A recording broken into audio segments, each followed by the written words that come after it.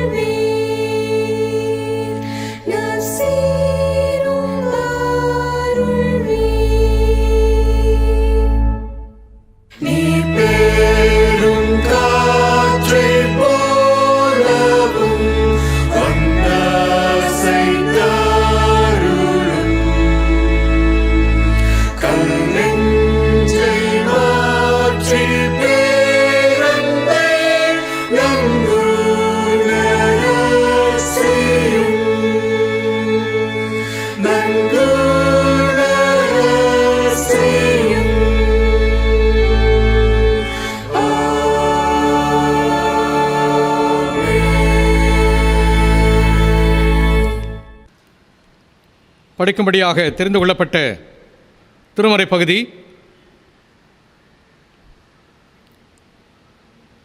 தூய மார்க்கு எழுதிய நற்செய்தி நூல் 6ஆம் அத்தியாயம் வாக்கியங்கள் 7 முதற்கொண்டு. மார்க்கு 6 வாக்கியங்கள் 7 துவங்கி. அப்பொழுது அவர் 12 தம்மிடம் வரவழைத்து அவர்களை இருவராக அனுப்பத் தொடங்கினார். அவர்களுக்கு தீய ஆவிகள் மீது அதிகாரமும் அளித்தார். மேலும் பயணத்திற்கு கைத்தடி தவிர உணவு, பை, இடைக்கச்சையில் செப்பு காசு முதலிய வேறு எதையும் நீங்கள் எடுத்துக்கொண்டு போக வேண்டாம். ஆனால் மிதியடி போட்டுக்கொள்ளலாம், அணிந்திருக்கும் அங்கி ஒன்றே போதும் என்று அவர்களுக்கு கட்டளையிட்டார். மேலும் அவர், நீங்கள் எங்கேயாவது ஒரு வீட்டுக்கு சென்றால் அங்கிருந்து புறப்படும் வரை அவ்வீட்டிலேயே தங்கியிருங்கள். உங்களை எந்த ஊராவது ஏற்றுக்கொள்ளாமலோ உங்களுக்கு செவிசாய்க்காமலோ போனால் அங்கிருந்து வெளியேறும் பொழுது உங்கள் கால்களில் படிந்துள்ள தூசியை உதறிவிடுங்கள். இதுவே அவர்களுக்கு எதிரான சான்றாகும் என்று அவர்களுக்கு கூறினார். அப்படியே அவர்கள் புறப்பட்டு சென்று மக்கள் மனம் மாற வேண்டும் என்று பறைசாற்றினார்கள். பல பேய்களை ஓட்டினார்கள். உடல் நலமற்றோர் பலரை எண்ணெய் பூசி குணப்படுத்தினார்கள் என்பதே படிக்கும்படியாக தெரிந்து கொள்ளப்பட்ட திருமறை பகுதி படித்து முடிந்தாயிற்று. கிறிஸ்துவே உமக்கே மாட்சி உண்டாவதாக. ஜெபம் செய்வோம். எங்கள் அன்பின் பரலோக பிதாவே, உம்முடைய திருவார்த்தைகளை தியானிக்கும்படியாக நாங்கள் ஒன்று கூடியிருக்கிற பொழுது எங்களுடைய செவிகளையும் உள்ளங்களையும் திறந்தருளும். உம்முடைய வார்த்தைகள் சத்தியம், உம்முடைய வார்த்தைகள் உயிருள்ளவை. உம்முடைய வார்த்தைகளை எங்களுடைய வாழ்க்கைக்கு நாங்கள் பிரயோஜனப்படுத்திக் கொள்ள அருள்தார். மீட்பர் இயேசுவின் மூலமாக ஜெபத்தை ஏறெடுக்கிறோம் பரலோக பிதாவே, ஆமேன். திருச்சபையார் அவருக்கும் கிறிஸ்து இயேசுவின் திருப்பெயரில் என்னுடைய வாழ்த்துக்களை தெரிவித்துக் கொள்வதிலே மகிழ்ச்சி அடைகிறேன். இந்த நாளிலும் நம்முடைய திருச்சபை ஒழுங்கின்படி நம்முடைய சிந்தனைக்காக கொடுக்கப்பட்டிருக்கிற சிந்தனையின் பொருள், இறைமக்களும் கிறிஸ்துவின் தூதுவரும். இறைமக்களும் கிறிஸ்துவின் தூதுவரும். People of God, ambassadors of God. இறைமக்கள் என்பவர்கள் கடவுளின் மக்கள், கடவுளின் பிள்ளைகள். இறைமக்கள் கடவுளையும் அவரது குமாரன் ஆண்டவர் இயேசு கிறிஸ்துவையும் விசுவாசித்து அவரிலே நம்பிக்கை வைத்து கடவுளும் குமாரன் இயேசு கிறிஸ்துவும் விரும்புகிற வாழ்க்கையை வாழ்ந்து காட்டுகிறவர்கள். அவர்கள்தான் கடவுளின் பிள்ளைகள். அவர்கள்தான் இறைமக்கள். யோவான் எழுதிய நற்செய்தி நூல் 1ஆம் அத்தியாயம் 12ஆம் வாக்கியத்தில் நாம் படிக்கிறோம், அவரிடம் நம்பிக்கை கொண்டு அவரை ஏற்றுக்கொண்ட ஒவ்வொருவருக்கும் அவர் கடவுளின் பிள்ளைகள் ஆகும் உரிமையை அளித்தார். யாரெல்லாம் அவரிலே நம்பிக்கை கொண்டு அவரை ஏற்றுக்கொண்டார்களோ அவர்கள் அனைவருக்கும் அவருடைய பிள்ளைகள் என்கிற உரிமை கொடுக்கப்படுகிறது. கடவுளின் பிள்ளைகள் பெற்றிருக்க வேண்டிய பண்புகள், வாழ்வின் தன்மைகள், இவற்றையெல்லாம் ஆண்டவர் தன்னுடைய மலைப்பொழிவிலே மிக அழகாக கற்றுக் கொடுக்கிறார். அப்படி வாழுகிற இறைமக்கள் பெற்றுக்கொள்கிற பாக்கியம் எத்தகையது என்பதையும் ஆண்டவர் அங்கே விளக்குகிறார். குறிப்பாக மத்தேயு 5ஆம் அத்தியாயம் 9ஆம் வாக்கியத்திலே, அமைதி ஏற்படுத்துவோர் பேர் பெற்றோர், ஏனெனில் அவர்கள் கடவுளின் மக்கள் என அழைக்கப்படுவர். அமைதி ஏற்படுத்துவோர் பேர் பெற்றோர், ஏனெனில் அவர்கள் கடவுளின் மக்கள் என அழைக்கப்படுவர்.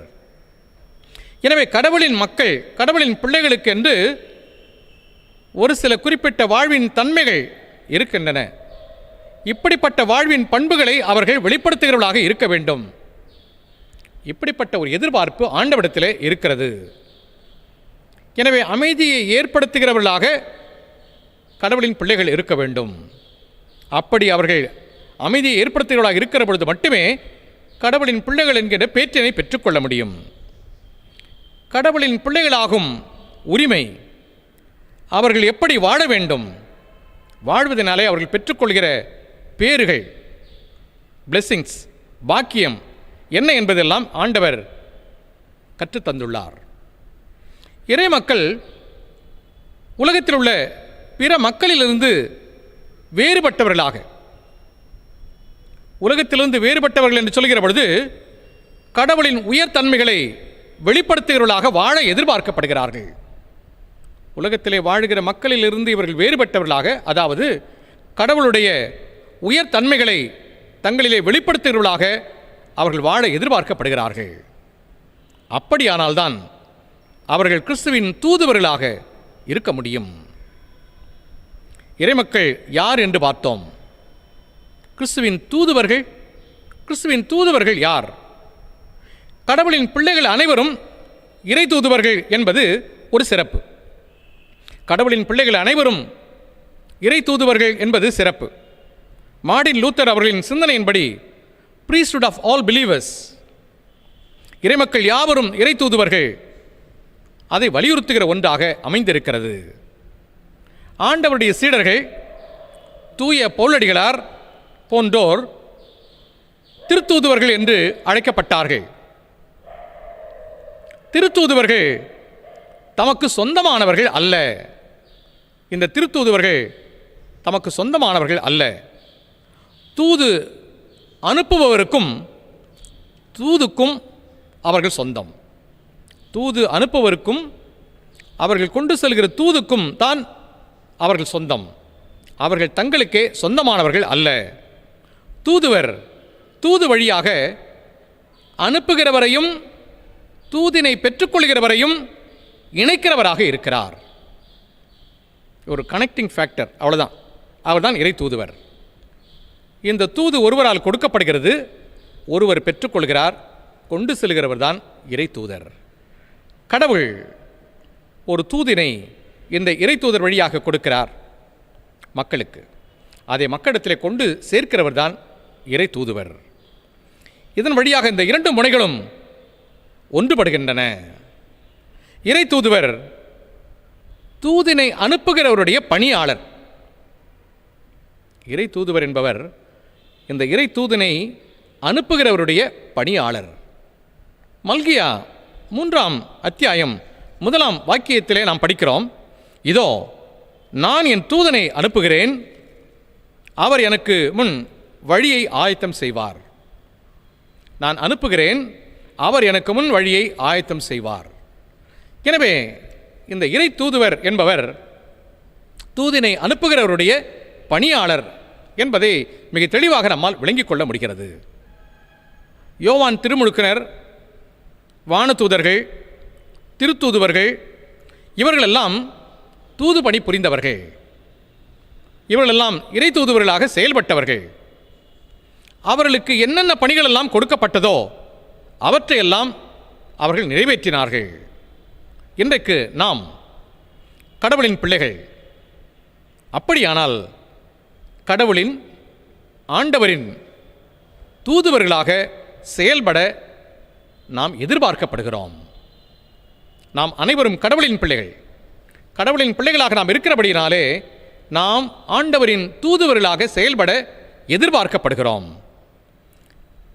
அதற்குரிய சிந்தனை தான் நாம் இன்றைக்கு பெற்றுக்கொள்ளப் போகிறோம். அந்த சிந்தனைகளை நாம் உள்வாங்கிக் கொண்டு இறை தூதுவர்களாக நம்மை அர்ப்பணிக்க வேண்டியவர்களாக இருக்கிறோம். நாம் நம்மை இறை தூதுவர்களாக அர்ப்பணிப்போம். அதற்காக நமக்கு துணை புரியும் வண்ணமாக இன்றைக்கு கொடுக்கப்பட்டுள்ள திருமறை பகுதிகளிலிருந்து ஒரு சில சிந்தனைகளை நான் உங்களுக்கு முன்பாக வைக்க விரும்புகிறேன். முதல் சிந்தனையாக நடத்தி செல்லும் இறை தூதுவர். யோசுவா 1ஆம் அத்தியாயம் 2ஆம் வாக்கியம், என் ஊழியன் மோசே இறந்து விட்டான், இப்பொழுது நீ புறப்பட்டு யோர்தானை கடந்து இந்த மக்கள் அனைவரோடும் நான் இஸ்ரவேலருக்கு கொடுக்கும் நாட்டுக்கு செல். நாம் நன்கு அறிந்த வண்ணமாக கடவுளால் தெரிந்து கொள்ளப்பட்ட மக்களிடமாகிய இஸ்ரவேல் மக்களை எகிப்தின் அடிமைத்தன வீட்டிலிருந்து கடவுள் அவர்களுக்கென்று வாக்களின கானானுக்கு நேராக மோசே கொண்டு செல்லுகிறார், நடத்தி செல்கிறார். மோசே இந்த பணியை செய்கிற பொழுது கடவுளுக்கும் இந்த இஸ்ரவேல் மக்களுக்கும் இடையே இறை தூதுவராக செயல்பட்டார் என்பதை நாம் விடுதலை பயணம் புத்தகத்தை படிக்கிற பொழுது நன்கு அறிந்து கொள்கிறோம்.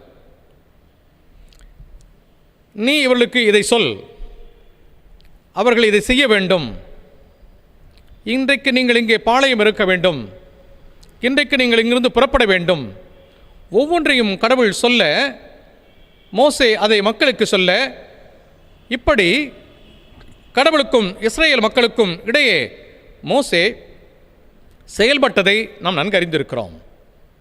மோசே மரித்து போன பிறகு அந்த பொறுப்பு யோசுவாவுக்கு கொடுக்கப்படுகிறது. யோசுவா அந்த பொறுப்பை ஏற்றுக்கொள்கிற தருணம்தான் இந்த யோசுவா 1 அத்தியாயம் 2 வாக்கியத்திலே நாம் படித்த பகுதி. கடவுள் தெரிந்து கொண்ட தூதுவராக யோசுவா இப்பொழுது இருக்கிறார். யோசுவா இவர்களை வழிநடத்தி செல்ல வேண்டும். நடத்தி செல்லுகிற இறை தூதுவராக யோசுவா இப்பொழுது நியமிக்கப்படுகிறார். இந்த மக்கள் அனைவரோடும் செல் என்று கடவுள் யோசுவாவுக்கு இந்த கட்டளையை கொடுக்கிறார். எனவே நடத்தி செல்லுகிற இறை தூதுவராக யோசுவா பொறுப்பை ஏற்றுக்கொள்கிறார். இந்த தூதுவருடைய பணியை இங்கு நம்மால் உணர முடிகிறது. கடவுள் தூது கொடுக்கிறவர், அவருடைய விருப்பம் என்ன என்பதை இந்த இறை தூதுவரிடத்திலே கடவுள் சொல்கிறார். யோசுவா 1 அத்தியாயம் 6 வாக்கியத்திலே படிக்கிறோம். வீறுகொள், துணிந்து நெல், ஏனெனில் இம்மக்களின் மூதாதையருக்கு கொடுப்பதாக நான் வாக்களித்த நாட்டை இவர்கள் உரிமையாக்கி கொள்ளுமாறு செய்வாய். இது கடவுளுடைய விருப்பம். இம்மக்களின் மூதாதையருக்கு கொடுப்பதாக நான் வாக்களித்த நாட்டை இவர்கள் உரிமையாக்கி கொள்ளுமாறு, இது கடவுளுடைய விருப்பம். ஏனென்றால் கடவுள் இந்த மக்களுக்கென்று இவருடைய மூதாதையரிடத்திலே வாக்கு கொடுத்திருக்கிறார். அந்த வாக்கை இப்பொழுது கடவுள் நிறைவேற்றப் போகிறார். அதை நிறைவேற்றுவதற்குரிய பணியாளராக யோசுவா இங்கே இறை தூதுவராக செயல்படுகிறார். எனவே கடவுளுடைய விருப்பம், கடவுள் கொடுத்த வாக்கு யாருக்கு என்று சொன்னால் இஸ்ரேல் மக்களுக்கு. இந்த வாக்கு மூதாதையருக்கே கொடுக்கப்பட்ட ஒன்று. இப்பொழுது கடவுள் அதை நிறைவேற்ற விரும்புகிறார், நிறைவேற்றுவதற்காக வழிநடத்தி செல்கிறார். எனவே அவர்களே நீ நடத்தி செல் என்று யோசுவாவிடத்தில் அந்த பொறுப்பை கடவுள் கொடுக்கிறார். எனவே நடத்தி செல்லுகிற இறை தூதுவராக யோசுவாவை நம்மால் இங்கே காண முடிகிறது. இதில் தூதுவருடைய பணி கடவுளுடைய விருப்பத்திற்கு ஏற்ப மக்களை வழிநடத்தி செல்வதாகும். எனவே கடவுளுடைய விருப்பத்திற்கு ஏற்ப செயல்படுவதுதான் இந்த இறை தூதுவருடைய பணியாக அமைந்திருக்கிறது. இந்த இறை தூதரின் நடத்தி செல்ல வேண்டிய பணியிலே கீழ்ப்படிதல் என்பது மிக முக்கியமான ஒன்று. நடத்தி செல்லுகிற இறை தூதருக்கு மிக அவசியமான ஒன்று, மிக முக்கியமான ஒன்று கீழ்ப்படிதல். கடவுள் விருப்பம், கடவுளின் கட்டளை ஒருபுறம், மக்களுக்கு வாக்களிக்கப்பட்டது, மக்களின் எதிர்காலம் இன்னொரு பக்கம். ஒன்றிணைக்கிறவர் நடத்தி செல்லுகிற இறை தூதுவர். மிக தெளிவாக இதை நம்மால் புரிந்து கொள்ள முடிகிறது. கடவுள் ஒருபுறம், பெற்றுக்கொள்ளப் போகிற மக்கள் இன்னொரு புறம். இதை பெற்றுக்கொள்ள செய்கிறவர் இறை தூதுவர். ஒன்றிணைக்கிறவராக இந்த நடத்தி செல்லுகிற இறை தூதுவர் செயல்படுகிறார். எனவே கடவுளுடைய விருப்பத்தை மக்கள் நிறைவேற்றுவதற்கு கடவுளுடைய கரத்தின் கருவியாக இந்த இறை தூதுவர் பயன்படுகிறார். இன்னொரு பகுதியை நாம் படிக்கிற பொழுது இதை இன்னும் தெளிவாக நம்மால் புரிந்து கொள்ள முடியும்.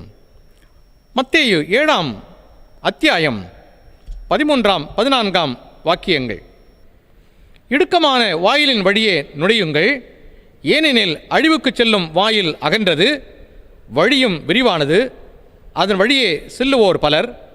வாழ்வுக்கு செல்லும் வாயில் மிகவும் இடுக்கமானது, வழியும் மிக குறுகலானது, இதை கண்டுபிடிப்போர் சிலரே. 2 வாயில்கள் இங்கே சொல்லப்பட்டிருக்கிறது. ஒன்று விரிவானது, இன்னொன்று குறுகலானது. இதில் எதை கடவுள் விரும்புகிறவராக இருப்பார், எந்த வாயிலுக்குள்ளே மக்கள் செல்ல வேண்டும் என்பதை கடவுள் விரும்புகிறவராக இருப்பார் நன்றாக தெரியும். அதற்குள்ளே வழிநடத்தி செல்லுகிறவராக இந்த இறை தூதர் செயல்பட வேண்டும். எனவே இந்த இறை தூதருடைய பணி எது என்று சொன்னால், கடவுள் விரும்புகிறதை மக்கள் செய்வதற்கு அவர்களை நடத்தி செல்கிற ஒருவராக இந்த இறைத்தூதர் இருக்க வேண்டும். ஆண்டவர் நம்மை இறைமக்களாக தெரிந்து கொண்டிருக்கிறார். நாம் இறைமக்களாக இருக்கிறபடியினாலே இறை தூதுவர்களாக செயல்பட வேண்டும். இன்றைக்குரிய சிந்தனையை நாம் முதலாவதாக உள்வாங்கிக் கொள்ள அழைக்கப்படுகிறோம். நாம் அனைவரும் கடவுளுடைய மக்கள், கடவுளுடைய பிள்ளைகள். கடவுளுடைய பிள்ளைகளாக இருந்து கடவுளுடைய தூதுவர்களாக, இறை தூதுவர்களாக நாம் செயல்பட வேண்டும். இந்த இறை தூதுவருடைய பணி என்ன என்பதை முதல் சிந்தனையாக நடத்தி செல்லுகிற இறை தூதர். கடவுளுடைய விருப்பத்தை மக்கள் நிறைவேற்றுவதற்கு நாம் அவர்களை நடத்தி செல்ல வேண்டிய இறை தூதுவர்களாக இருக்க வேண்டும். இந்த பொறுப்பு, இந்த பணி நமக்கு கொடுக்கப்பட்டிருக்கிறது என்பதை முதலாவதாக நாம் உணர வேண்டும். நான் கிறிஸ்தவனாக வாழ்ந்து கொண்டிருக்கிறேன். Very simple. ஆனால் அதற்கு பின்னால் நமக்கு அநேக பணிகளும் அநேக பொறுப்புகளும் கொடுக்கப்பட்டிருக்கிறது. அது மிக எளிமையான ஒன்று அல்ல. நான் கிறிஸ்தவனாக வாழ்கிறேன் என்று சொல்கிற பொழுது மலைப்பொழிவிலே ஆண்டவர் கற்றுக் கொடுக்கிற வண்ணமாக நாம் இப்படிப்பட்ட பண்புகளையும் இப்படிப்பட்ட குணாதிசயங்களையும் பெற்றுக்கொண்டவளாக இருக்க வேண்டும். அப்படி நாம் பெற்றுக்கொண்டவளாக வாழுகிற பொழுது நமக்கென்று பல பாக்கியங்கள், பல பேர்கள், பிளெஸிங்ஸ் நமக்கு கொடுக்கப்படும். அதிலே திருப்தி அடைந்தவர்களாக அல்ல, நாம் அப்படி கடவுளின் பிள்ளைகளாக வாழ்ந்து அநேகரை வழிநடத்தி செல்லுகிற இறை தூதுவர்களாக இருக்க வேண்டும் என்பதற்காகவும் அழைக்கப்பட்டிருக்கிறோம். இன்றைக்கு நீங்களும் நானும் கிறிஸ்தவர்களாக வாழ அழைக்கப்பட்டிருக்கிறோம் என்பது அந்த அழைப்போடு முடிந்து விடுகிற ஒன்றல்ல. அதற்கு மேலும் ஒரு பொறுப்பு நமக்கு கொடுக்கப்பட்டிருக்கிறது. அது என்னவென்று சொன்னால், இறை தூதுவராக, ஆண்டவர் இயேசு கிறிஸ்துவின் தூதுவராக செயல்படுவதற்குரிய அழைப்பு. அது கடவுளுடைய விருப்பத்தை மக்கள் நிறைவேற்றுவதற்கு நாம் செயல்பட வேண்டியவர்களாக இருக்கிறோம். எனவே முதலாவதாக நாம் ஆண்டவரின் தூதுவர்களாக, நடத்தி செல்லுகிற தூதுவர்களாக இருக்க அழைக்கப்பட்டிருக்கிறோம். இந்த பொறுப்பு நம்மிடத்திலே கொடுக்கப்பட்டிருக்கிறது என்பதை நாம் முதலாவதாக உணர்வோம். இரண்டாவது சிந்தனையாக, நற்செயலுக்கான இறை தூதுவர். முதலாவதாக நடத்தி செல்லுகிற இறை தூதுவர், இரண்டாவதாக நற்செயலுக்கான இறை தூதுவர். இன்றைய நிறுவ பகுதி இந்த சிந்தனையை புரிந்து கொள்வதற்கு நமக்கு துணை புரிகிறது. நற்செயல் என்பது மக்கள் தங்களுடைய வாழ்விலே பெற்றுக்கொள்ள வேண்டும் என்று கடவுள் விரும்புவது. நற்செயல் என்பது மக்கள் தங்களுடைய வாழ்க்கையிலே பெற்றுக்கொள்ள வேண்டும் என்று கடவுள் விரும்புவதுதான் அந்த நற்செயல். மக்களுக்கான நல் வழியை விரும்புகிறவர் கடவுள். மக்கள் நல்ல வழியையும் நல்ல வாழ்வையும் பெற்றுக்கொள்ள வேண்டும் என்றுதான் கடவுள் விரும்புகிறவராக இருக்கிறார். மக்கள் தங்களுடைய வாழ்விலே ஒன்றித்து வாழ வேண்டும் என்று கடவுள் விரும்புகிறார். ஒற்றுமையாக ஒன்றித்து வாழ வேண்டும் என்று கடவுள் விரும்புகிறார். இந்த நற்செயலை நிறைவேற்றுவதற்கு இறை தூதர்கள் தேவை. மக்கள் ஒன்றித்து வாழ்வதற்கு கடவுள் விரும்புகிறார். அந்த நல்ல செயலை செய்வதற்கு இறை தூதுவர்கள் கடவுளுக்கு தேவைப்படுகிறார்கள். இந்த நிருப பகுதி 2 கொரிந்தியர் 5ஆம் அத்தியாயம் 18, 19 வாக்கியங்களிலே நம்மால் அதை காண முடிகிறது. 2 கொரிந்தியர் 5, 18, 19 நாம் அதை படிக்கின்றோம்.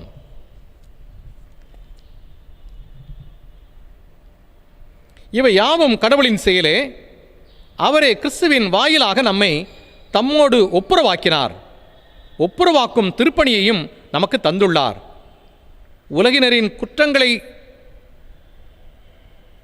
பொருட்படுத்தாமல் கடவுள் கிறிஸ்துவின் வாயிலாக அவர்களை தம்மோடு ஒப்புரவாக்கினார். அந்த ஒப்புரவு செய்தியை எங்களிடம் ஒப்படைத்தார். இந்த ஒப்புரவாக்குகிற பணியை செய்கிறவராக இந்த இறை தூதர் இருக்க வேண்டும். அவர் செய்கிற நற்செயல் அதுதான். அவர் செய்கிற இந்த நல்ல செயல் இந்த இறை தூதர் மீது வைக்கப்பட்டிருக்கிற கடமை என்பதை அவர் உணர வேண்டும். இது மனித வாழ்விலே மிக கடினமான ஒன்று. ஆனால் அதை நிறைவேற்ற முடியும் என்பதை ஆண்டவர் தன்னுடைய வாழ்க்கையிலே நிரூபித்து காண்பித்திருக்கிறார். நமக்கு நன்றாக தெரியும். ஒவ்வொரு நாட்டிலிருந்தும் மற்ற நாடுகளுக்கு அம்பாசிடர்ஸ் மிக பெரிய பொறுப்பை நிறைவேற்றுவதற்காக நியமிக்கப்படுகிறார்கள். இந்த அம்பாசிடர்ஸ் தாங்களாக ஒரு முடிவெடுத்து தாங்களாக ஒன்றை செயல்படுத்த முடியாது. தாங்கள் எந்த நாட்டின் தூதுவராக ஒரு நாட்டிலே பணியாற்றுவதற்காக பணிக்கப்பட்டிருக்கிறார்களோ அந்த நாட்டிலே அவர்கள் செய்ய வேண்டிய பணி எது என்று சொன்னால், தங்களை அனுப்பிய நாடு, நாட்டின் தலைமை, நாட்டின் அரசு எதை விரும்புகிறதோ அதை அங்கே அவர் செயல்படுத்துகிறவராக இருக்க வேண்டும். தானாக சுயமாக ஒன்றை செய்ய முடியாது. ஒருவேளை தான் ஒரு நாட்டின் தூதுவராக இன்னொரு நாட்டிலே இருக்கிற பொழுது இந்த இரண்டு நாடுகளுக்கும் இடையே கருத்து வேறுபாடுகள் ஏற்படும் என்று சொன்னால், அதை நிவர்த்தி செய்கிற ஒருவராக, அதை சமாதானத்திற்குள்ளே கொண்டு வருகிற ஒருவராக இந்த அம்பாசிடர் செயல்படுவார். எனவே இன்றைக்கு இந்த சிந்தனையை நாம் உள்வாங்கிக் கொள்ள அழைக்கப்படுகின்றோம். நற்செயலுக்கான இறை தூதுவர் என்கிற ஒரு சிந்தனை பவுலடிகளார் கொரிந்து சபைக்கு எழுதுகிற பொழுது அதை மிக அழகாக குறிப்பிடுகிறார். அந்த பணி ஒன்றுபடுத்துகிற பணி. ஆண்டவர் இயேசு கிறிஸ்து அந்த பணியை தன்னுடைய வாழ்க்கையிலே செய்து காண்பித்தவர். மிக எளிதான ஒன்று அல்ல. ஏனென்றால் ஆண்டவர் அதை நிறைவேற்றுவதற்கு சிலுவையை தெரிந்து கொண்டார். ஆண்டவர் சிலுவையிலே நிறைவேற்றிய தூதுபணிதான் இந்த நற்செயல் புரிகிற தூதுபணி. இதற்காக தன்னுடைய உயிரையே அவர் தியாகமாக தந்தார். நற்செயல் செய்வதற்கான இறை தூதுவர் என்று சொல்கிற பொழுது அது இலகுவான ஒன்று என்று நாம் எண்ணிவிட முடியாது. நாம் அதற்கு பல தியாகங்களை செய்ய வேண்டியவர்களாகவும் இருக்க வேண்டும். அதற்கு உதாரணம்தான் ஆண்டவர் இயேசு கிறிஸ்து. யூதர்கள் எனவும் புற இனத்தவர் எனவும் விருத்த சேதனம் பெற்றவர்கள் என்றும் பெறாதவர்கள் என்றும் வேறுபாடு காணப்பட்டது. அந்த தடுப்புச் சுவர் உடைக்கப்பட வேண்டும். ஆண்டவருடைய சிலுவை அந்த தடுப்புச் சுவரை உடைத்து போட்டது. எனவே இந்த இருதரத்தாரையும் ஒன்றாக இணைக்கிற நற்செயல் அங்கே நிறைவேற வேண்டும் என்று சொன்னால் அதை நிறைவேற்றியது ஆண்டவருடைய சிலுவை. எனவே ஆண்டவர் சிலுவையிலே செய்த தியாகம்தான் இந்த இருதரத்தாரையும் ஒன்றாக இணைத்தது.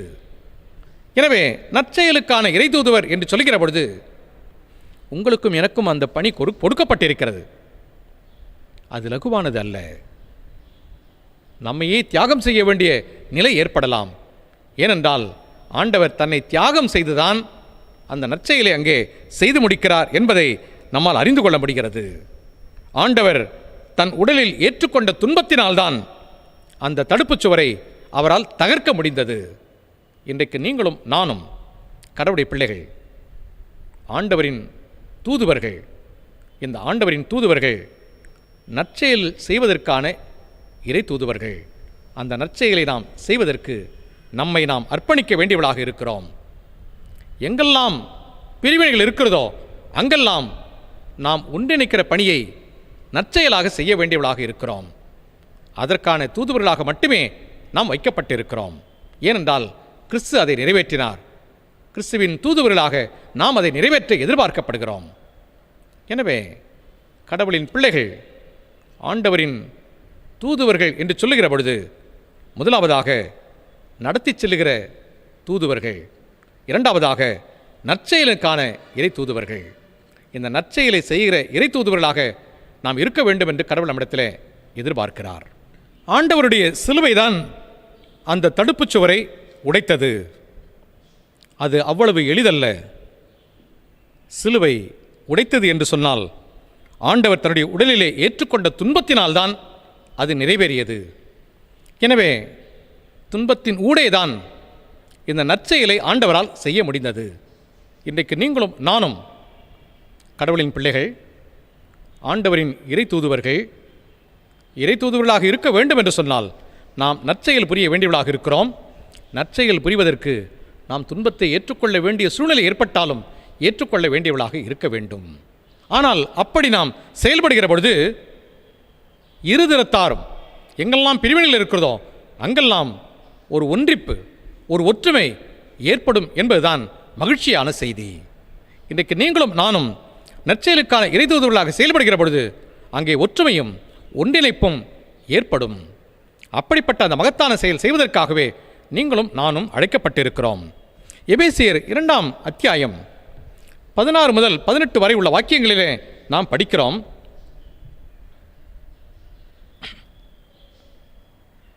தாமே துன்புற்று பகைமையை அழித்தார், சிலுவையின் வழியாக இரு இனத்தவரையும் ஓருடலாக்கி கடவுளோடு ஒப்புரவாக்க இப்படி செய்தார். அவர் வந்து தொலையில் இருந்த உங்களுக்கும் அருகில் இருந்த அவர்களுக்கும் அமைதியை நற்செய்தியாக அறிவித்தார். அவர் வழியாகவே இரு இனத்தவராகிய நாம் ஒரே தூய ஆவி மூலம் நம் தந்தையை அணுகும் பேறு பெற்றிருக்கிறோம். கடவுளை சேருகிற பேற்றினை நாம் பெற்றுக்கொள்கின்றோம். எனவே நற்செயலுக்கான இறைதூதுவராக ஒருவர் செயல்பட்டால் அவர் கடவுளுக்கும் மக்களுக்கும் இடையே செயல்பட்டு இந்த மக்களை கடவுளுக்கு நேரே கொண்டு சேர்க்கிறவராக மாற்றுகிறார். எனவே இது ஒரு பெரிய மகத்தான ஒரு பணி என்பதை நாம் நிச்சயமாக அறிந்து கொள்ள வேண்டும். கடவுளை அணுகுகிற பேற்றினை இந்த மக்கள் பெற்றுக்கொள்ள முடியும். அந்த பணியை, அந்த நற்செயலை செய்வதற்காக தான் நீங்களும் நானும் ஆண்டவரின் இறைதூதர்களாக அழைக்கப்பட்டிருக்கிறோம். ஆண்டவருடைய விருப்பம் தொடர்ந்து இப்படி இருக்க வேண்டும் என்பதுதான் யோவான் எழுதிய நற்செய்தி நூல் 17ஆம் அத்தியாயத்திலே ஆண்டவருடைய விருப்பமாக, ஆண்டவருடைய விண்ணப்பமாக அங்கே கொடுக்கப்படுகிறது. பிதாவே, நீரும் நானும் எப்படி ஒன்றாக இருக்கிறோமோ அதே போல இவர்கள் எல்லாரும் அவர்களுக்குள்ளே ஒன்றாகவும் அவர்கள் நம்மோடும் ஒன்றாக இருக்க வேண்டும் என்று ஆண்டவருடைய விருப்பமாக, விண்ணப்பமாக அங்கே சொல்லப்படுகிறது. எனவே எங்கெல்லாம் பிரிவினைகள் இருக்கிறதோ, எங்கெல்லாம் பாகுபாடுகள் இருக்கிறதோ அதெல்லாம் களையப்பட்டு ஒன்றிக்கப்பட்டு ஒன்றிணைக்கப்பட்டு ஒற்றுமை நிலைநாட்டுகிற இந்த நற்செயல் செய்வதற்கான இறைதூதர்களாக இருக்க நாம் அழைக்கப்படுகின்றோம். நற்செயல் புரியும் இறைதூதர்களாக நீங்களும் நானும் கடவுளுக்கு வேண்டும் என்பதை இந்த சிந்தனையின் வழியாக நாம் உணர்ந்து கொள்ள வேண்டும். நற்செயலுக்கான இறைதூதுவர்கள், நடத்தி செல்லுகிற இறைதூதுவர்கள், நற்செயலுக்கான இறைதூதுவர்கள். மூன்றாவது சிந்தனையாக நற்செய்தியை அறிவிக்கும் இறைதூதுவர்கள். நற்செய்தியை அறிவிக்கும் இறைதூதுவர்கள். மார்க்கு எழுதிய நற்செய்தி நூல் 6ஆம் அத்தியாயம் 7ஆம் வாக்கியம் முதல் இந்த சிந்தனைகளை நம்மால் படிக்க முடிகிறது. இன்றைக்கு நாம் வாசிக்க கேட்ட திருமறை பகுதி அது. ஆண்டவர் தாம் தெரிந்து கொண்ட சீடர்களை தூதுவர்களாக அனுப்புகிற பொழுது அவர்களுக்கு கொடுத்த போதனை.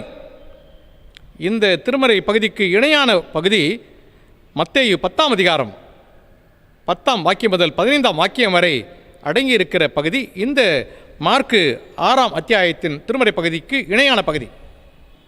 மத்தேயு 10ஆம் அத்தியாயத்திலே நாம் படிக்கிற பொழுது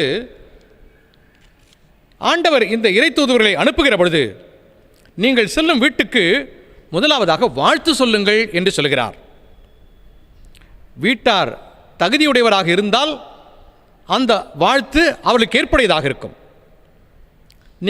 நீங்கள் கூறுகிற வாழ்த்து செய்தி அவளுக்கு ஏற்புடையதாக, அதாவது சமாதானத்தை கொடுக்கிற ஒன்றாக இருக்கும். அதற்கு ஏற்புடையவளாக அவர்கள் இல்லை என்று சொன்னால் அதை யார் பார்த்துக்கொள்வார்? தூது அனுப்புகிறவர் பார்த்துக்கொள்வார். தூது செல்லுகிறவர்கள் பார்த்துக்கொள்ள அல்ல, தூது அனுப்புகிறவர் பார்த்துக்கொள்வார்.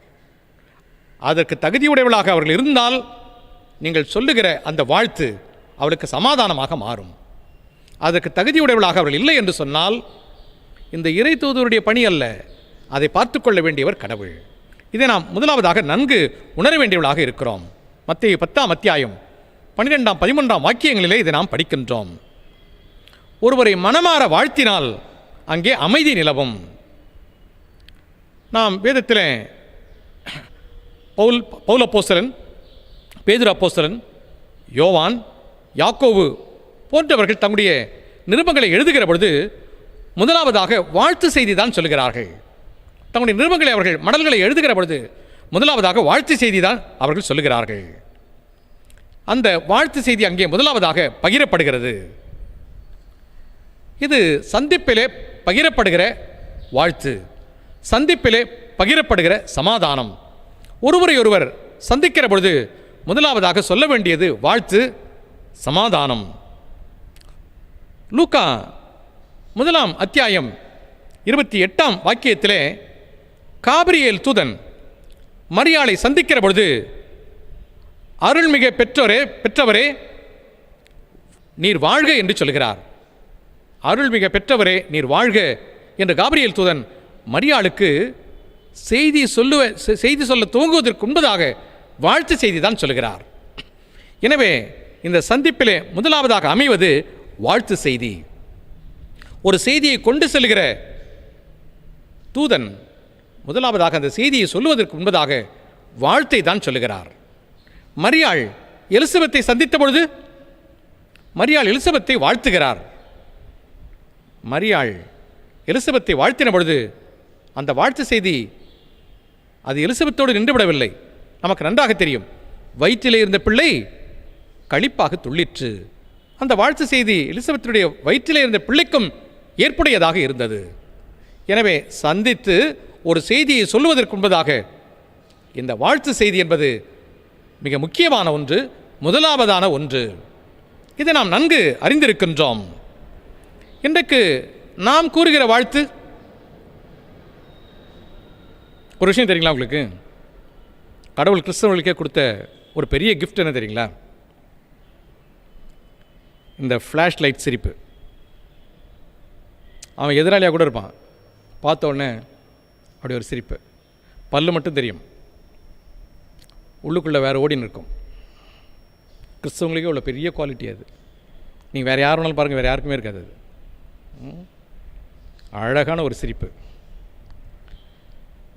தோத்திரம் பிரதர் அப்படின்னு ஒரு சிரிப்பு, ஆனால் உள்ளே என்ன ஓடினதுன்னு தெரியாது.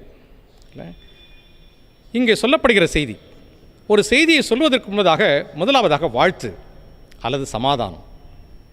அதை உளமாற சொல்லுகிற பொழுது எதிரே இருப்பவர் சமாதானத்தை பெற்றுக்கொள்கிறார். இன்றைக்கு நீங்களும் நானும் அப்படிப்பட்ட வாழ்த்து செய்தி சொல்லுகிறவர்களாக இருக்க வேண்டும். அதுவே நற்செய்தி. வானதூதர் மேய்ப்பர்களை சந்திக்கிறார்கள். மேய்ப்பர்களை சந்திக்கிற பொழுது அஞ்சாதிருங்கள் என்கிற செய்தியை முதலாவதாக சொல்கிறார்கள். உங்களுக்கு மாபெரும் நற்செய்தியை கொண்டு வந்திருக்கிறோம் என்று சொல்லிதான் ஆண்டவர் இயேசு கிறிஸ்துவின் பிறப்பின் செய்தியை சொல்லுகிறார்கள். இந்த உலகத்திலேயே மிகப்பெரிய ஒரு நற்செய்தி எது என்று சொன்னால் ஆண்டவருடைய பிறப்பின் செய்தி. அந்த பிறப்பின் செய்தியை மேய்ப்பர்களுக்கு இந்த வானதூதர்கள் சொல்லுகிற பொழுது முதலாவதாக அஞ்சாதிருங்கள், உங்களுக்கு நற்செய்தி என்று சொல்லி அதற்கு பிறகுதான் அந்த செய்தியை சொல்லுகிறார்கள். எனவே ஆண்டவரின் பிறப்பின் செய்தி சொல்லப்படுவதற்கு முன்பதாக முதலாவதாக வாழ்த்து அங்கே சொல்லப்படுகிறது, சமாதானம் அங்கே சொல்லப்படுகிறது. இன்றைக்கு நீங்களும் நானும் ஆண்டவர் ஒவ்வொருடைய உள்ளங்களிலேயும் பிறக்க வேண்டும் என்று சொன்னால் முதலாவதாக வாழ்த்து செய்தி சொல்ல வேண்டியவளாக இருக்கிறோம். அப்படிப்பட்ட பணிதான் இன்றைக்கு உங்களுக்கும் எனக்கும் கொடுக்கப்பட்டிருக்கிறது. மகிழ்ச்சியை, சமாதானத்தை, உறவை ஏற்படுத்துகிற செய்தியை நாம் சொல்லுகிறவளாக இருக்க வேண்டும். அப்படிப்பட்ட நற்செய்தியாக நம்முடைய வாயிலிருந்து அந்த வார்த்தை புறப்பட வேண்டும் என்பதை நாம் உணர்ந்து கொள்ள வேண்டியவளாக இருக்கிறோம். ஆண்டவர் இயேசு கிறிஸ்துவுடைய சீடர்களை இந்த மகத்தான பணிக்கு அனுப்புகிற பொழுது அதை அவர் அங்கே நிறைவேற்றுகிறதை நாம் காணுகின்றோம். மார்க்கு 6 அத்தியாயத்திலே 12-13 வாக்கியங்களிலே வாசிக்கிறோம். அப்படியே அவர்கள் புறப்பட்டு சென்று மக்கள் மனம் மாற வேண்டும் என்று பறைசாற்றினார்கள். பல பேய்களை ஓட்டினார்கள். உடல் நலமற்றோர் பலரை எண்ணெய் பூசி குணப்படுத்தினார்கள். இப்படிப்பட்ட மகத்தான பணிகள் அங்கே நிறைவேறியது. ஆண்டவர் அனுப்பின சீடர்கள் இந்த நற்செய்தியை சுமந்து கொண்டு சென்ற பொழுது அங்கு மாபெரும் மாற்றம் நிகழ்கிறதை நம்மால் அறிந்து கொள்ள முடிகிறது. இன்றைக்கு நீங்களும் நானும் இப்படிப்பட்ட பணி செய்வதற்காக அழைக்கப்பட்டிருக்கிறோம். நாம் கடவுளின் பிள்ளைகள், ஆண்டவரின் திருத்தூதுவர்கள். நாம் கடவுளின் பிள்ளைகளா என்று ஒருவேளை நம்மிடத்தில் கேள்வி எழுப்பப்படும் என்று சொன்னால் ஒருத்தர் கூட நோ சொல்ல மாட்டோம். இல்லை, நாம் எல்லாம் கடவுளின் பிள்ளைகள். ஆனால் அதிலே அடுத்து தொக்கி நிற்பது நாம் கடவுளின் பிள்ளைகள் ஆண்டவரின் இறைதூதுவர்களாக இருக்க வேண்டும். ஆண்டவரின் இறைதூதுவர்கள் எப்படிப்பட்டவர்களாக இருக்க வேண்டும் என்று சொன்னால் முதலாவதாக நடத்தி செல்லுகிறவர்களாக இருக்க வேண்டும். நடத்தி செல்லுகிற இறை தூதுவர்களாக, நற்செயலுக்கான இறை தூதுவர்களாக, நற்செய்தி அறிவிக்கிற இறை தூதுவர்களாக நாம் இருக்க வேண்டும். இன்றைக்குரிய சிந்தனை இதுதான். நான் கிறிஸ்தவனாக வாழ்ந்து கொண்டிருக்கிறேன் என்பதல்ல, கிறிஸ்தவனாக வாழ்ந்து காட்ட வேண்டியவர்களாக இருக்கிறோம். நம்முடைய செயல் இன்னொருவரை கிறிஸ்துவுக்கு நேராக நடத்தி செல்கிற ஒன்றாக இருக்க வேண்டும். இன்னொருவருக்கு நற்செயல் புரிகிற ஒன்றாக இருக்க வேண்டும். இன்னொருவர் நற்செய்தியை பெற்றுக்கொள்வதற்கு வழிவகுக்கிற ஒன்றாக இருக்க வேண்டும். அப்படியானால்தான் நீங்களும் நானும் கடவுளின் பிள்ளைகள். கடவுளின் பிள்ளைகளாக இருந்து ஆண்டவரின் திருத்தூதுவர்களாக இருக்க நாம் அழைக்கப்பட்டிருக்கிறோம். அப்படிப்பட்ட இறை தூதுவர்களாக வாழ கடவுள் நம்மை தகுதிப்படுத்துவாராக. கடவுள் தாமே திருவசனங்களை நமக்கென்று ஆசீர்வதிப்பாராக. ஆமேன். கண்களை மூடி தலையை தாழ்த்தி ஜெபிப்போம்.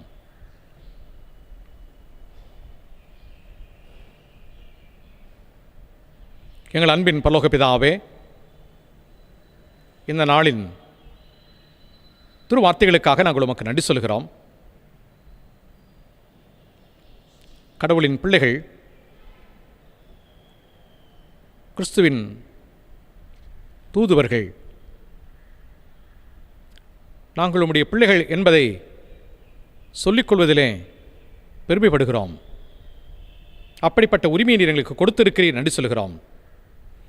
உம்மிலே விசுவாசமும் உம்மிலே நம்பிக்கையும் கொண்டு உம் விருப்பத்தை நாங்கள் நிறைவேற்றுகிறதன் வழியாய் உம்முடைய பிள்ளைகள் என்கிற பேற்றினை பெற்றுக்கொண்டிருக்கிறோம். அதோடு முடிந்து விடுகிற ஒன்று அல்ல என்பதை நாங்கள் உணர்கிறோம். ஆண்டவரின் திருத்தூதுவர்களாக நாங்கள் செயல்பட வேண்டும். அது ஒரு பெரிய பொறுப்பு. அதற்குரிய சிந்தனை நாங்கள் இன்றைக்கு உள்வாங்கிக் கொண்டோம். வேதத்திலே உம்முடைய விருப்பத்தை நிறைவேற்றுவதற்கு மக்களை நடத்தி சென்ற இறை தூதுவர்கள் நாங்களும் உம்முடைய விருப்பத்திற்கு நேராக இந்த உலகின் மக்களை நடத்தி செல்லுகிற ஆண்டவரின் திருத்தூதுவர்களாக இருக்க வேண்டும் என்பதை உணர்கிறோம். நடத்தி செல்லுகிறவர்களாக மட்டுமல்ல, நற்செயலுக்கான இறை தூதுவர்களாக இருக்க வேண்டும். நாங்கள் வாழ வைக்கப்பட்டிருக்கிற இடத்திலே, சூழலிலே நாங்கள் நற்செயல் புரிகிறவர்களாக இருக்க வேண்டும். எங்கெல்லாம் பிரிவினைகள், எங்கெல்லாம் ஒற்றுமை குலைச்சல் இருக்கிறதோ அங்கெல்லாம் இருதரத்தாரையும் ஒன்றாக இணைக்கிற மகத்தான நல்ல செயலை செய்கிறவர்களாக நாங்கள் வாழ அழைக்கப்பட்டிருக்கிறோம் என்பதை உணர அருள்தாரும். அதற்கு முன்மாதிரி ஆண்டவரும் ஆண்டவருடைய சிலுவையும் தியாகத்தின் வழியாக இருதரத்தாரையும் ஒன்றாக இணைத்து உமக்கு நேராக வழிநடத்தினதைப் போல நாங்களும் அந்த நற்செயல் புரிகிற இறை தூதுவர்களாக, கிறிஸ்துவின் தூதுவர்களாக செயல்பட நீர் எங்களுக்கு அருள் தர வேண்டுமா நாங்கள் வண்டாடுகிறோம். மாத்திரமல்ல,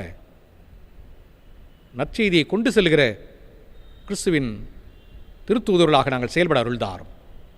நாங்கள் சொல்லப்போகிற நற்செய்தி அது வாழ்த்து செய்தியாக, சமாதானத்தின் செய்தியாக அமைய அருள்தார். கிறிஸ்து உங்களுக்காக பிறந்திருக்கிறார். கிறிஸ்து உங்களுடைய பாவங்களை கழுவி சுத்திகரித்திருக்கிறார். அதற்காக தன்னையே சிலுவையிலே ஒப்படைத்திருக்கிறார். உங்களுக்கு நிறைவாழ்வு கொடுக்கப்படுகிறது. இந்த மாபெரும் நற்செய்தியை நாங்கள் கொண்டு செல்கிற பொழுது அது சமாதானத்தின் செய்தியாக, வாழ்த்துதலின் செய்தியாக அமைய அருள்தாரும். எப்படிப்பட்ட இந்த பெரிய பொறுப்பை நாங்கள் ஆண்டவரின் திருத்தூதராக இருந்து நிறைவேற்ற நீர் எங்களுக்கு கிருபை செய்ய வேண்டுமா நாங்கள் வண்டாடுகிறோம். எங்களை தாழ்த்தி அர்ப்பணிக்கிறோம். தகுதிப்படுத்தும், எங்களை பயன்படுத்தும். மீட்பர் இயேசுவின் மூலமாக ஜெபத்தை ஏறெடுக்கிறோம் பரலோக பிதாவே. ஆமேன். நம்முடைய ஆராதனைக்கு நிறைவாக கிறிஸ்தவ கீர்த்தனைகளிலே 17வது கீர்த்தனை பாடுவோம். கீர்த்தனை எண் 17, கண்களை ஏறெடுப்பேன். கீர்த்தனை எண் 17.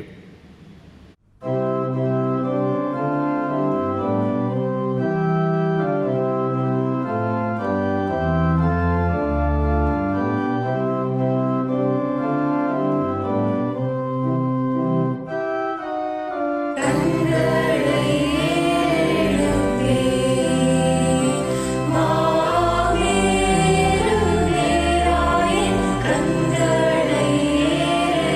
ஏறெடுப்பேன்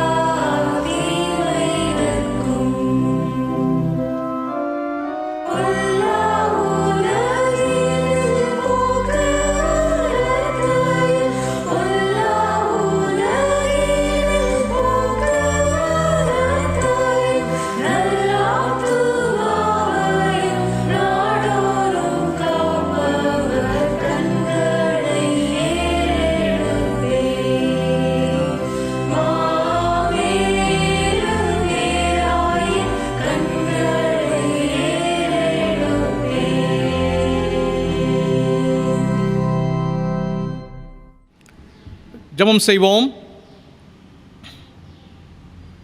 மகா பரிசுத்தமுள்ள நல்ல தகப்பனே,